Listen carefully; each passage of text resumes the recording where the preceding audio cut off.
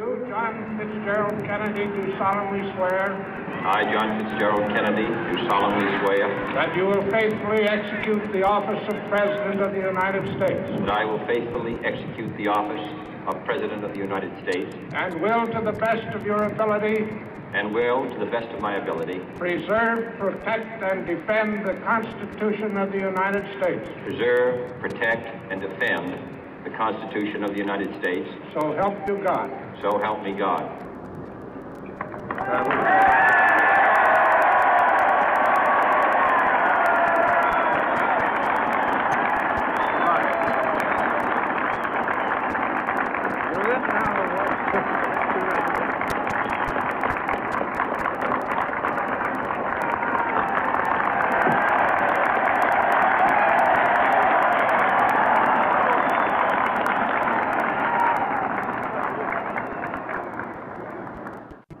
Vice President Johnson, Mr. Speaker, Mr. Chief Justice, President Eisenhower, Vice President Nixon, President Truman, Reverend clergy, fellow citizens. We observe today not a victory of party, but a celebration of freedom, symbolizing an end as well as a beginning, signifying renewal as well as change. For I have sworn before you and Almighty God the same solemn oath our forebears prescribed nearly a century and 3/4 ago. The world is very different now, for man holds in his mortal hands the power to abolish all forms of human poverty and all forms of human life. And yet the same revolutionary beliefs for which our forebears fought are still at issue around the globe. The belief that the rights of man come not from the generosity of the state, but from the hand of God. We dare not forget today that we are the heirs of that first revolution. Let the word go forth from this time and place to friend and foe alike that the torch has been passed to a new generation of Americans born in this century, tempered by war, disciplined by a hard and bitter peace, proud of our ancient heritage, and unwilling to witness or permit the slow undoing of those human rights to which this nation has always been committed and to which we are committed today at home and around the world.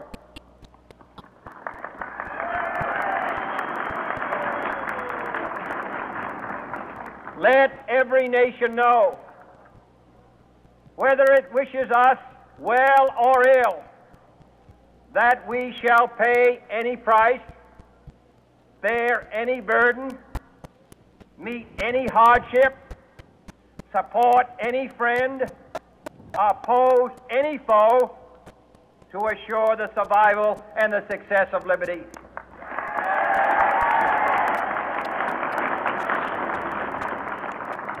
This much we pledge and more. To those old allies whose cultural and spiritual origins we share, we pledge the loyalty of faithful friends. United, there is little we cannot do in a host of cooperative ventures. Divided, there is little we can do, for we dare not meet a powerful challenge at odds and split asunder. To those new states whom we welcome to the ranks of the free, we pledge our word that one form of colonial control shall not have passed away, merely to be replaced by a far more iron tyranny. We shall not always expect to find them supporting our view, but we shall always hope to find them strongly supporting their own freedom, and to remember that in the past, those who foolishly sought power by riding the back of the tiger ended up inside.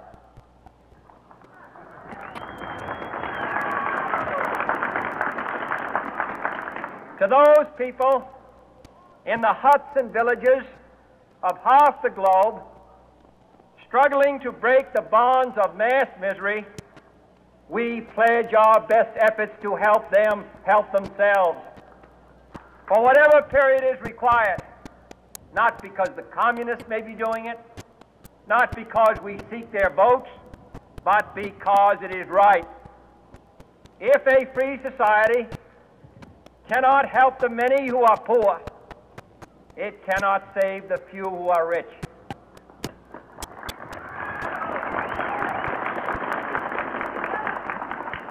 To our sister republics south of our border, we offer a special pledge to convert our good words into good deeds, in a new alliance for progress, to assist free men and free governments in casting off the chains of poverty. But this peaceful revolution of hope cannot become the prey of hostile powers.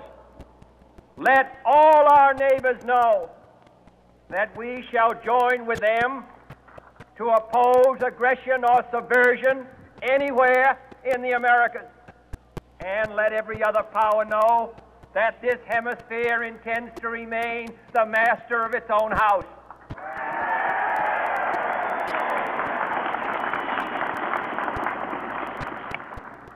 To that World Assembly of Sovereign States, the United Nations, our last best hope, in an age where the instruments of war have far outpaced the instruments of peace, we renew our pledge of support to prevent it from becoming merely a forum for invective, to strengthen its shield of the new and the weak, and to enlarge the area in which its writ may run. Finally, to those nations who would make themselves our adversary, we offer not a pledge, but a request that both sides begin anew the quest for peace. Before the dark powers of destruction, unleashed by science, engulf all humanity in planned or accidental self-destruction, we dare not tempt them with weakness, for only when our arms are sufficient beyond doubt can we be certain beyond doubt that they will never be employed. But neither can two great and powerful groups of nations take comfort from our present course, both sides overburdened by the cost of modern weapons, both rightly alarmed by the steady spread of the deadly atom, yet both racing to alter that uncertain balance of terror that stays the hand of mankind's final war. So let us begin anew, remembering on both sides that civility is not a sign of weakness, and sincerity is always subject to proof. Let us never negotiate out of fear, but let us never fear to negotiate.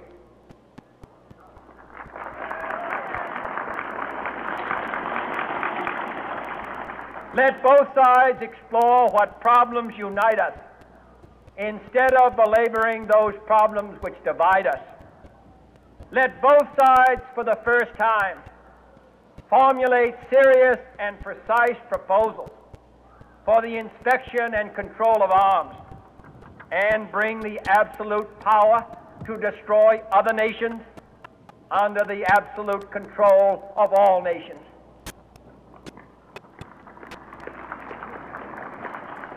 Let both sides seek to invoke the wonders of science instead of its terrors. Together, let us explore the stars, conquer the deserts, eradicate disease, tap the ocean depth, and encourage the arts and commerce. Let both sides unite to heed in all corners of the earth the command of Isaiah to undo the heavy burden and let the oppressed go free. And if a beachhead of cooperation may push back the jungle of suspicion, let both sides join in creating a new endeavor, not a new balance of power, but a new world of law, where the strong are just and the weak secure and the peace preserved. All this will not be finished in the first 100 days, nor will it be finished in the first 1,000 days, nor in the life of this administration, nor even perhaps in our lifetime on this planet. But let us begin.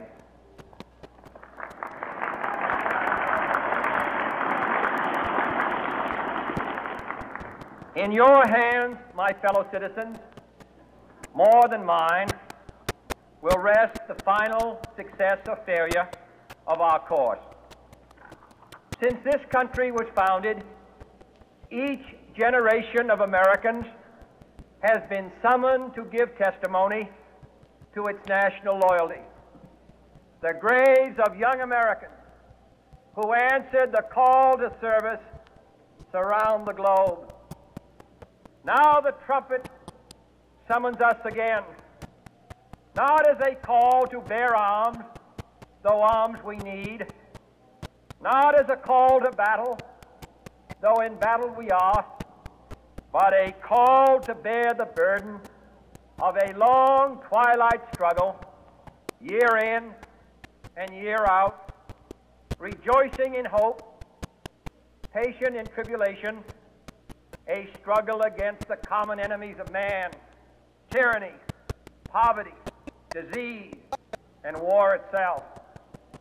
Can we forge against these enemies a grand and global alliance,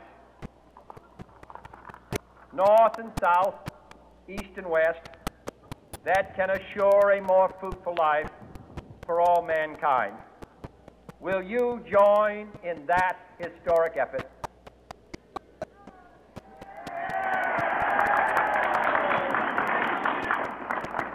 In the long history of the world, only a few generations have been granted the role of defending freedom in its hour of maximum danger. I do not shrink from this responsibility. I welcome it.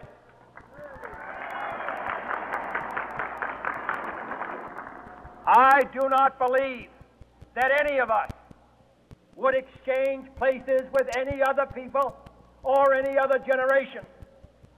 The energy, the faith, the devotion which we bring to this endeavor will light our country and all who serve it. And the glow from that fire can truly light the world.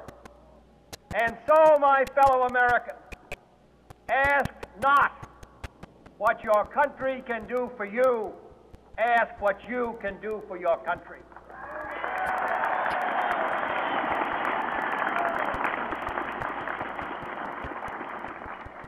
My fellow citizens of the world, ask not what America will do for you, but what together we can do for the freedom of man.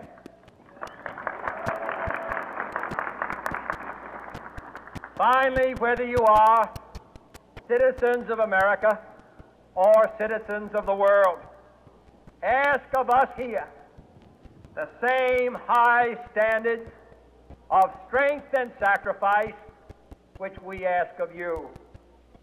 With a good conscience, our only sure reward, with history the final judge of our deeds, let us go forth to lead the land we love, asking His blessing and His help, but knowing that here on earth, God's work must truly be our own.